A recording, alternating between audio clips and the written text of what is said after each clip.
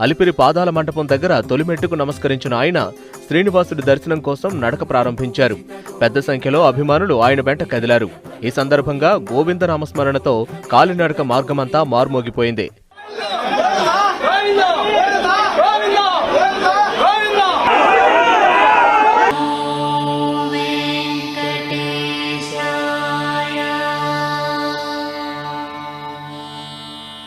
కాలినడకతో దారి పొడవునా భక్తులకు అభివాదం చేస్తూ సామాన్య భక్తుడ్లా వైఎస్ జగన్ ముందుకు కదిలారు.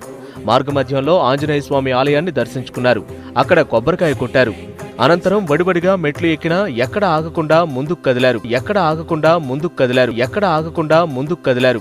అలుపు లేకుండా పాదయాత్ర నిర్వహించిన జగన్ తిరుమల మెట్లు ఎక్కడంలోనూ అదే ఉత్సాహాన్ని ప్రదర్శించారు. మెట్ల దారిలో సాటి భక్తులను పలకరిస్తూ వారికి ఆత్మీయంగా అభివాదం చేస్తూ ముందుకు సాగారు.